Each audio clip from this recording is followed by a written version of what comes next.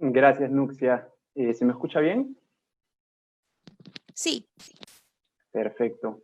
Bueno, en primer lugar quisiera agradecer al ICJ por la invitación a este evento que me ha parecido muy interesante. Las ponencias hasta ahora han estado de lo mejor. Ahora voy a compartir pantalla.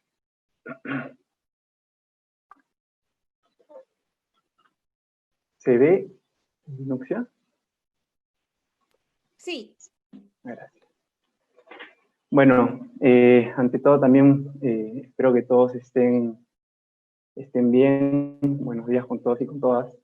El tema del que voy a hablar hoy es condiciones para el envío de publicidad comercial por medios electrónicos, ¿no?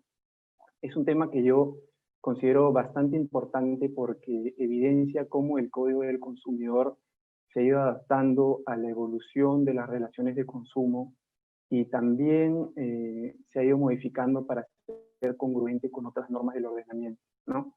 Me refiero específicamente a las normas, en este caso, de protección de datos personales.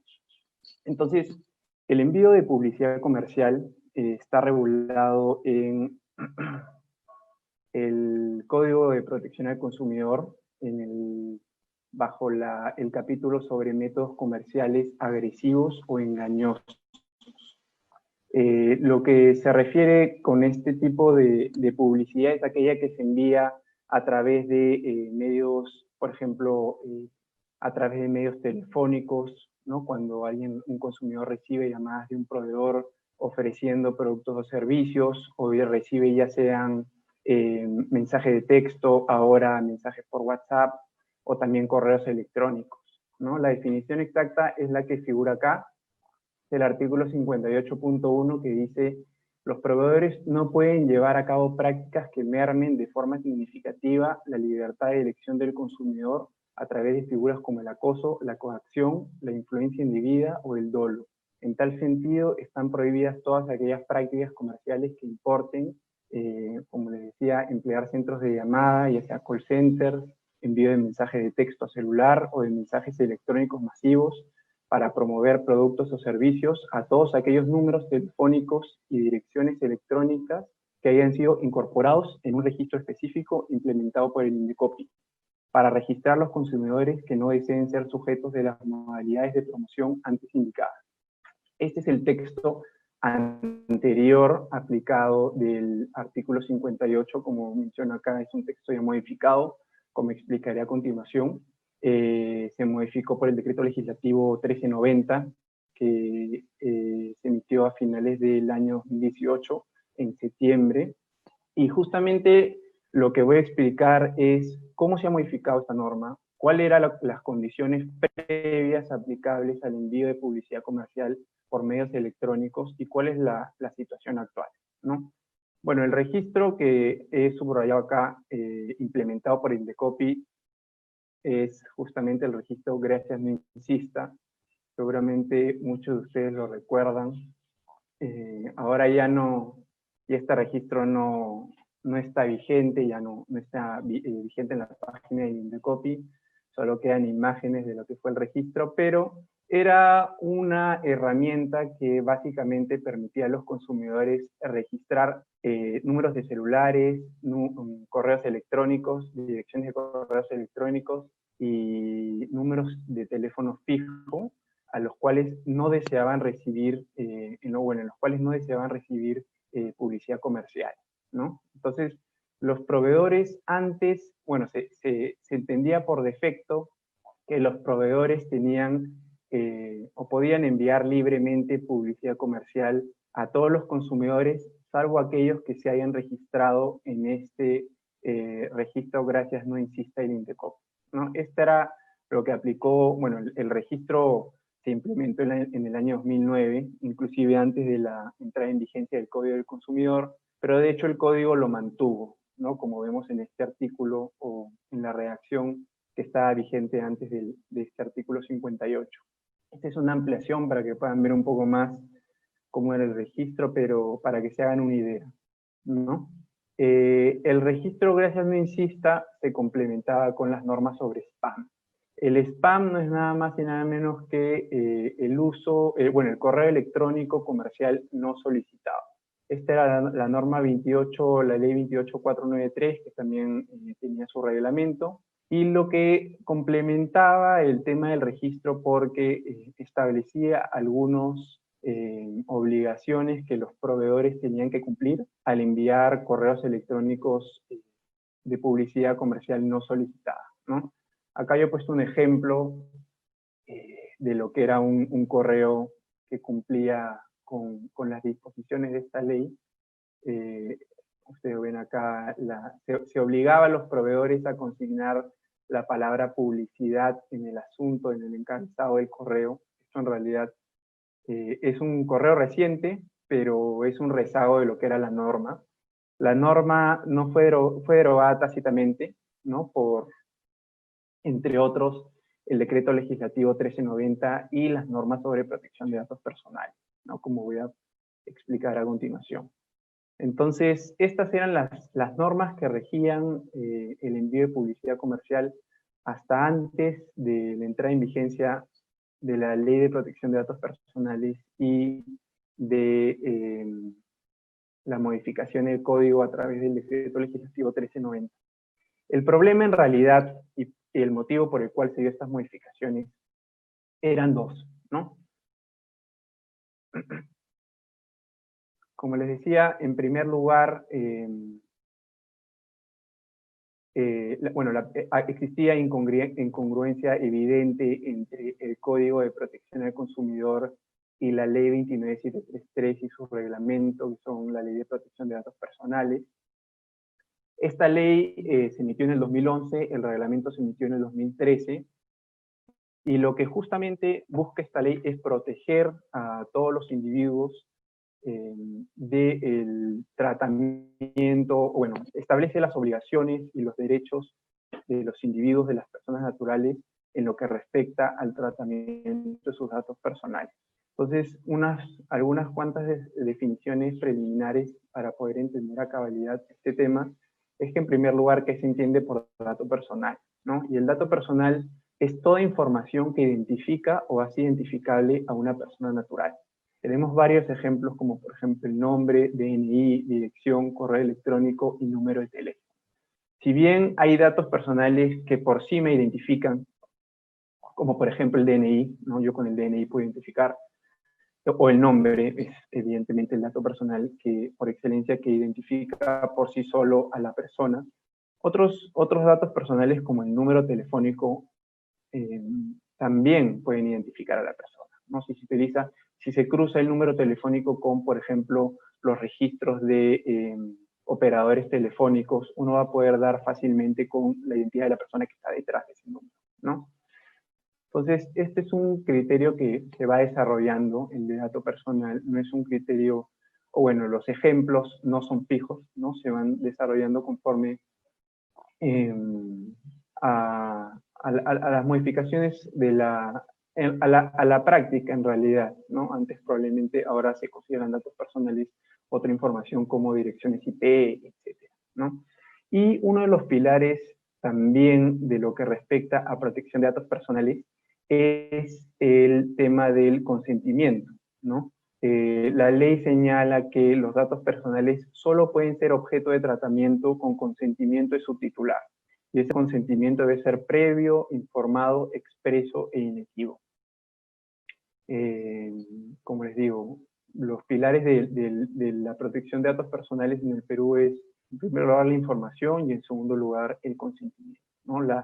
La autoridad encargada de velar por el cumplimiento de la ley de datos personales es la Autoridad Nacional de Protección de Datos Personales, que forma parte del Ministerio de Justicia, ¿no? Entonces, como verán, esta norma lo que exige es que para realizar tratamiento, y por tratamiento se entiende desde la recopilación como el almacenamiento y evidentemente el uso de los datos para, por ejemplo, contactar a consumidores, siempre se tiene que realizar con el previo consentimiento de dicho titular de los datos. En este caso, en el marco de una relación de consumo, el titular de los datos sería el consumidor. Entonces, lo que exige esta norma es que los proveedores deban contar con el consentimiento previo del consumidor para realizar tratamiento de su información.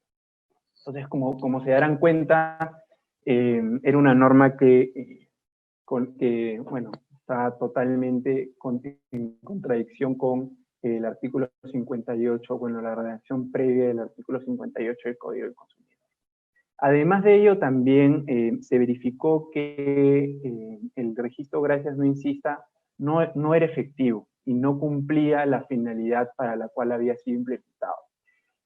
Acá unos datos: entre el año 2015 y 2017, el Indecopi recibió 7.300 reclamos relacionados a envío de publicidad comercial no solicitada, ¿no?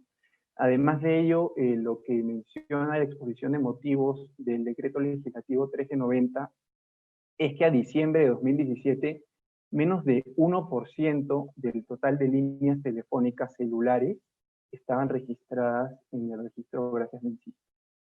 Entonces, eso se debía principalmente a dos factores, ¿no? El primero era el desconocimiento de los consumidores de este derecho que tenían y de la herramienta que era el registro Gracias No Insista. Muchos desconocían que tenían la posibilidad de registrarse en dicho registro.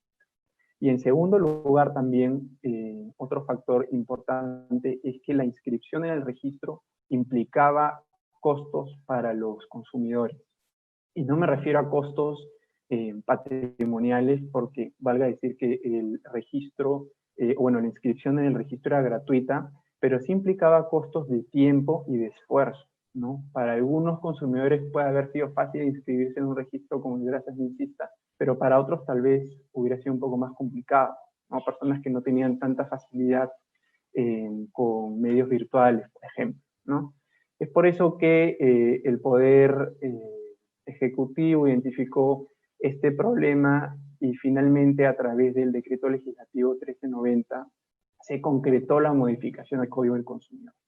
Acá yo he resaltado, bueno, he eliminado para que puedan tenerlo más visible, cuál fue la sección de esta norma que se eliminó, de este artículo, ¿no? Se eliminó toda referencia al registro y más bien se precisó que se consideraba como un método comercial agresivo o engañoso el uso o en el envío de publicidad comercial a consumidores que no hayan brindado a los proveedores de los bienes y servicios ofertados su consentimiento previo, informado, expreso e inequívoco para la utilización de esta práctica comercial, ¿no? Y acá vemos que se agrega también que el consentimiento puede ser revocado en cualquier momento y conforme a la normativa que rige la protección de datos personales. Es decir, el código se modificó para estar en congruencia con la Ley de Protección de Datos Personales y también, como les decía, ante la evidente, teniendo en cuenta que era evidente que el registro Gracias No Insista no estaba siendo efectivo, ¿no? Entonces, si bien desde la entrada en vigencia de la Ley de Protección de Datos Personales ya había un conflicto entre ambas normas, ya con el decreto legislativo 1390 se puso fin a ese conflicto y finalmente se adecuó el Código del Consumidor a la Ley de Datos Personales. Esto es un resumen de lo que era la situación previa del envío de publicidad comercial antes de la modificación del que se hizo a través del decreto legislativo 1390. Lo que los proveedores tenían que tener en cuenta era, en primer lugar, el registro Gracias No Insista y en segundo lugar, la ley de spam y su reglamento, ¿no? Entonces, inicialmente el envío de publicidad era legal por defecto, ¿no? Todos los proveedores podían enviar publicidad comercial hasta el punto en que el consumidor se inscribiera en el registro Gracias No Insista. A partir de ese punto, ya el envío de publicidad comercial a ese consumidor era considerado ilegal. Esa era la situación previa, ¿no? El envío inicialmente legal y a partir del registro ya se consideraba ilegal. La situación actual es exactamente lo opuesto, ¿no? Lo que rige ahora es el Código de Protección del Consumidor, modificado por el decreto legislativo y también la ley y el reglamento de protección de datos personales. Entonces, ahora inicialmente el envío de publicidad comercial se considera ilegal. Solamente se va a considerar legal ese envío cuando el consumidor haya otorgado su consentimiento al proveedor. Entonces, como se dan cuenta, es un cambio radical en lo que respecta a envío de publicidad comercial, ¿verdad? Ahora, la pregunta que siempre surge respecto a esto es el miedo que tienen justamente los proveedores de no poder entablar comunicaciones con los consumidores que conlleven a la celebración de relaciones de consumo, ¿no? De contratos de consumo. Entonces, una pregunta que siempre surge es si es que es posible realizar un primer contacto con los consumidores. ¿A qué me refiero con primer contacto? Me refiero a, por ejemplo, las llamadas telefónicas que son usuales por parte de proveedores, en las cuales antes de realizar cualquier oferta de un producto o servicio, solicitan al consumidor en la misma llamada el consentimiento para proceder, ¿no? Entonces, recibimos llamadas de los proveedores donde nos indican, bueno, cuál es la identidad del proveedor, RUC, es, bueno, la identidad del proveedor, y justamente solicitan consentimiento para continuar. Bueno, al respecto, la Autoridad Nacional de Datos Personales ha tenido, a lo largo de las consultas que ha absuelto, ha tenido pronunciamientos contrarios sobre ella, ¿no? Al inicio decían que no era posible realizar este primer contacto. Sin embargo, los últimos pronunciamientos de la autoridad sí mencionan que los proveedores tienen este derecho, ¿no? A lo que se refiere es que pueden contactar los proveedores a los consumidores en una primera instancia y pedir su consentimiento para continuar, ¿no? Por parte del Indecopi, en realidad se ha alineado a este criterio de la Autoridad de Datos Personales. Este es una viñeta informativa, los conocidos Indecotips, que el Indecopi emitió a mediados del año 2019, en el que justamente se refiere a llamadas y mensajes promocionales. Entonces acá lo que menciona es, en primer lugar, que el Código del Consumidor prohíbe que te ofrezcan productos o servicios cuando no lo solicitaste o no diste tu consentimiento previo, ¿no? Pero el Indecopi también agrega una salvedad, ¿no? Menciona que no está prohibido que los proveedores te llamen una primera vez para solicitar tu consentimiento. Pero si tu respuesta es no, deben respetar tu decisión y no insistir. Entonces, si bien la norma no especificaba nada sobre la posibilidad de realizar un primer contacto expresamente, el Indecopi lo está aclarando, ¿no?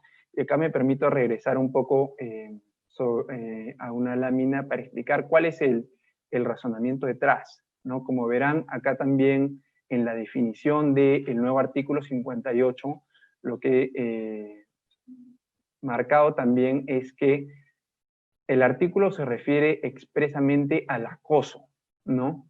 Entendido como las llamadas insistentes o el envío de publicidad insistente por parte de un proveedor que justamente conlleva a que el consumidor, ante la presión, acceda a la oferta del producto o servicio cuando probablemente no es siquiera lo que el consumidor deseaba, ¿no?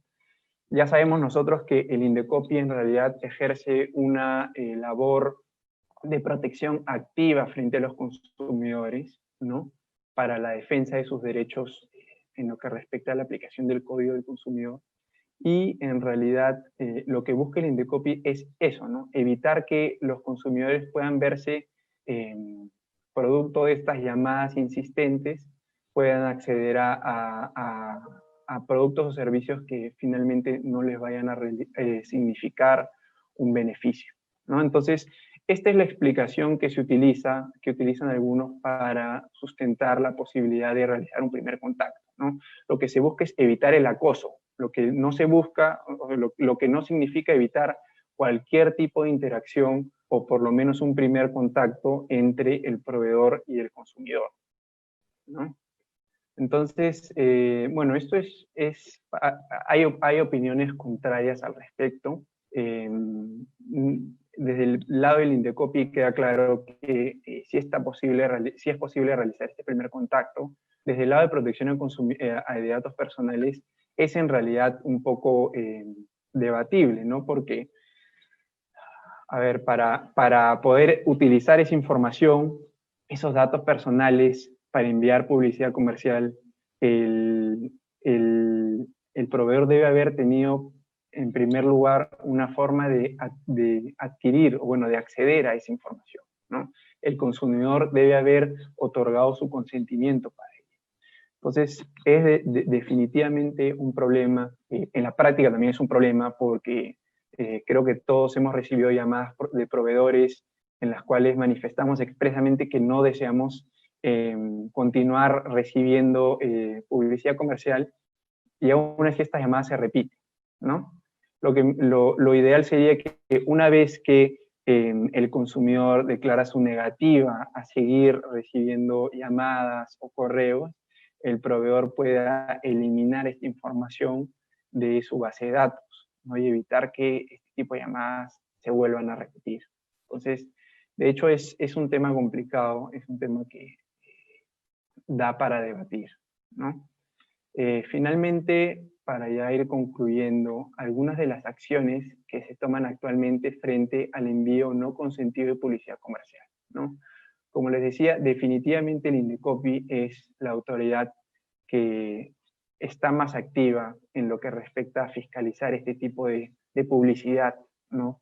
Ahora el registro Gracias No Insista se ha cambiado por un WhatsApp No Insista, en el cual los consumidores pueden enviar información de las llamadas que están recibiendo, por ejemplo, de proveedores, ¿no? Para denunciarlos. Entonces, sin necesidad de tener que incurrir en mucho tiempo o muchos costos, los consumidores pueden justamente denunciar a aquellos proveedores que continuamente les envían publicidad comercial. Esto finalmente se ha aplicado y ha devenido en sanciones impuestas por el INDECOPI a principalmente empresas de telefonía y empresas bancarias, ¿no? El INDECOPI ha emitido 2 o 3 avisos en los cuales justamente informe las medidas que han tomado contra las empresas que incurren en estas prácticas. Y no son sanciones leves, en realidad son sanciones con multas significativas. Y todo se ha logrado a través de, en primera instancia, las denuncias de los consumidores. La Autoridad de Datos Personales, por otro lado, en realidad no había sido muy activa en lo que a fiscalización de este tipo de publicidad respecta. Sin embargo, recientemente, hace unas 2 semanas, ha emitido a través de las redes sociales del Ministerio de Justicia, se han emitido justamente avisos que informan a los titulares de los datos personales de los derechos que tienen, ¿no? Se está fomentando mucho ahora que justamente estamos viendo que los datos personales cobran mucho más relevancia. Hay muchas transacciones que se realizan de forma virtual. El Ministerio, la autoridad específicamente de datos personales, está promoviendo la concientización sobre los derechos de los titulares, ¿no? Y está justamente promoviendo, al igual que el INDECOPI, que se denuncien este tipo de medidas de envío de publicidad, ¿no? Entonces, ya vemos que ambas instituciones están ahorita en la misma línea, están las dos fomentando ya erradicar este tipo de prácticas, ¿no? Y de hecho queda la pregunta de parte de los proveedores, ¿qué hacer, ¿no? Además del envío de además de la posibilidad de realizar el primer contacto, los proveedores ahora tienen que buscar cada espacio en el que se contacten con los consumidores para solicitar su consentimiento para el envío de publicidad comercial, ¿no? Lo que De 3 importa ahora es minutos que... más. Gracias, Lucia. Lo que importa ahora es que sean los consumidores los que realicen o los que busquen esta información, ¿no? Entonces, la idea es que ahora los proveedores utilicen otro tipo de herramientas para captar justamente el interés de los consumidores y posibilitar la obtención del consentimiento para el envío de publicidad comercial, ¿no? En la próxima ponencia, el profesor Alex Sosa también va a hablar, por ejemplo, de publicidad programática, que usada correctamente también puede ser un medio idóneo para entablar justamente o para ofrecer, para que los proveedores puedan ofrecer productos y servicios a los consumidores. Entonces, eso es. Muchas gracias a todos por su atención. Cualquier duda o consulta adicional la pueden hacer. Acá dejo mi correo electrónico para cualquier referencia Muchas gracias, queda a su disposición.